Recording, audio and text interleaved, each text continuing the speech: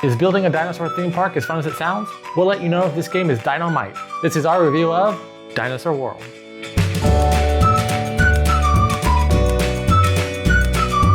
Dinosaur World is a worker and tile placement game where your goal is to build the most awesome dinosaur park, while getting the fewest amount of visitors killed, of course. Of course. Each player starts off with their own lab board and park boards. This is where players will gather DNA and perform actions to improve their parks. There are also 3 communal central island boards where players will pay for and draft tiles to build their park. The game is played over the course of 5 rounds, with each round having 5 phases. Phase 1 is hire workers, where each player drafts a card to see what workers they can place that round. Phase 2 is the public actions, where players will buy tiles or DNA dice from the central island boards. Phase 3 is private actions, where players place workers on their own boards so that they can improve their parks. Phase 4 is the Jeeple Tour, where players will move their Jeeples around their parks to activate the tiles. Phase 5 is income and cleanup, where players earn money from their parks and reset for the next round. Each round, players will want to play tiles that allow them to build dinosaurs in order to increase their excitement level and gain victory points. At the end of 5 rounds, the player with the most victory points wins.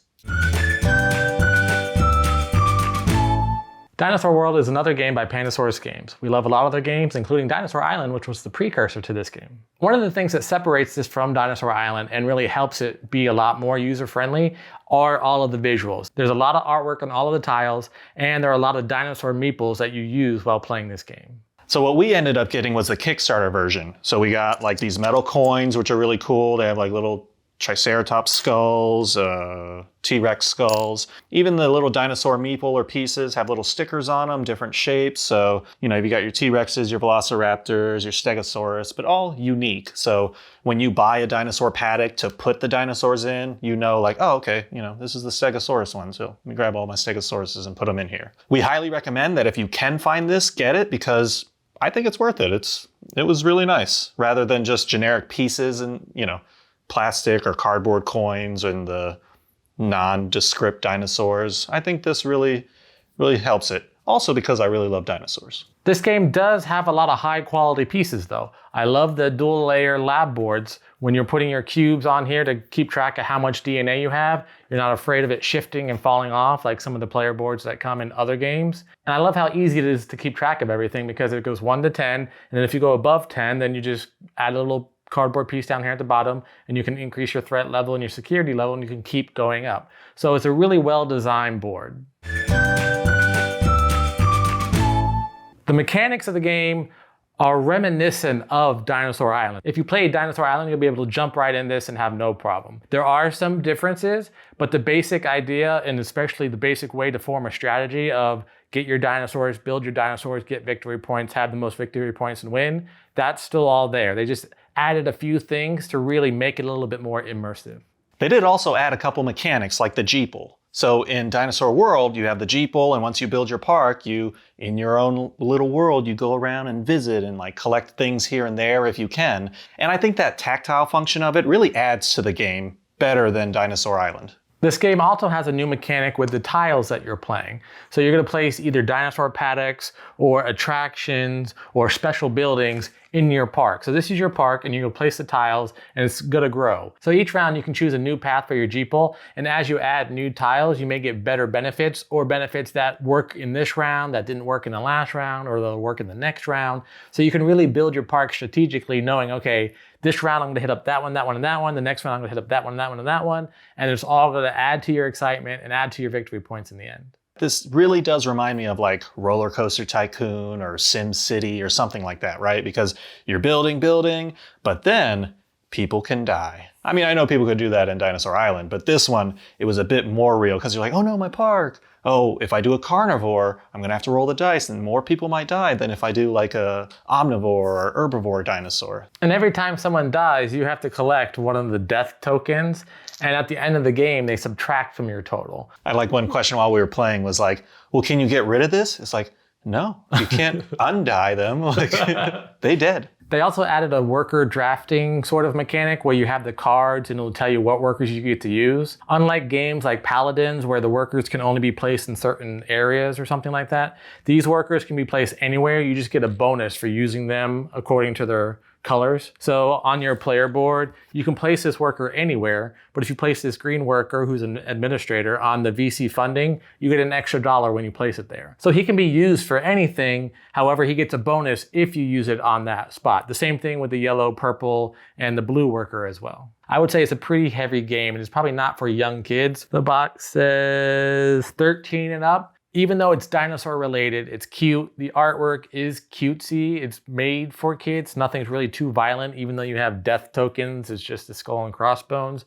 However, it's just such a heavy game and so much is going on that probably younger kids wouldn't really understand the strategies involved and that kind of stuff. It really is for a little bit older of an audience. One thing I will have to call out is when you look at these dinosaurs, right? It's like it was calling to me because here's the Ankylosaurus and that's my favorite dinosaur. It's not normally a dinosaur that you see whenever people say dinosaurs, right? It's usually like, oh, Triceratops, Tyrannosaurus, Velociraptor, but Ankylosaurus. It's not wearing the shirt though. Yeah. I was wearing it when we played it. As much as I love everything about this game, there's one thing that I really hate, and it's probably one of my top 5 most hated items of any game, even though I really like this game, and that's the boredom pieces. So one of the mechanics in this game, as you go around on your Jeeple tour, is the excitement level. And you get money based on your excitement level. But every time you go to a tile, it gets boring to the guests that are going. So you add a boredom token, and then it starts to cost more to go to that tile to earn income, which I understand that mechanic. However, the way that they executed it, you have these teeny tiny cutout pieces of cardboard. Teeny tiny, like I'm gonna hold it up. I am holding something in my fingers. You probably don't see anything. But this teeny tiny piece of cardboard, and there's a lot of them, they count from 1 to 5, and every time you visit, you increase the number. I'm gonna lose these, I guarantee it. These were a pain to punch out. There's already 7, 8 cardboards that you're punching out. You're putting them on the tile, so you have these tiny little things, and you're putting it on the hashtag on here, putting it on here. It's not dual layered, so it's a little shake and it's gonna fall off. They should have come up with some way to do that mechanic without needing these things. This is probably one of the worst pieces of design in any game that I've played in a long time. So I have to say, as much as everything about this is executed so well, this was a huge misstep on their part. Open a window or the AC turns on and it's like, or even just breathe real deep. Gone. You know, when you started this, I was like, oh, I know what he's gonna say. He's gonna say dice, because he always says dice, but nope.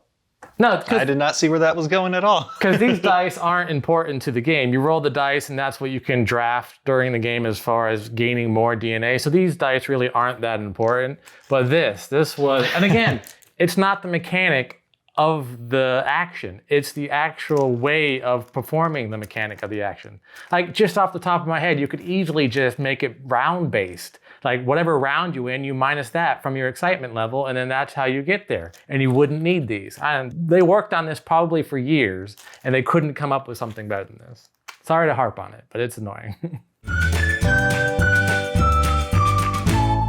Overall, I think I'm going to give Dinosaur World a 9. The theming, everything, the vibrant colors, the artwork, all of it's great, and even these little meeples. Now, I think it's probably because we got the Kickstarter edition. Maybe that's why I'm loving it so much, like the upgrades to everything. If we would have gotten the plain one, maybe not so much, but I can't really say now. So, 9. Overall, I'm going to give this game a 9. I love almost everything about this game. The mechanics are a lot of fun. The artwork is great. The dinosaur meeples are cool. Like Lee said, maybe it's because we got the Kickstarter version, but I think the regular version is probably still a lot of fun. There's really not a whole lot to change, but overall, a 9. And Teresa gives it a 10. And Juliana gives it an 8. And that was our review of Dinosaur World. What'd you think? You know how they say life finds a way? Are you going to find your way to Dinosaur World? Let us know in the comments below. And if you're enjoying our content, please like this video and subscribe to our channel. Until next time, I'm Lee. And I'm Kenny.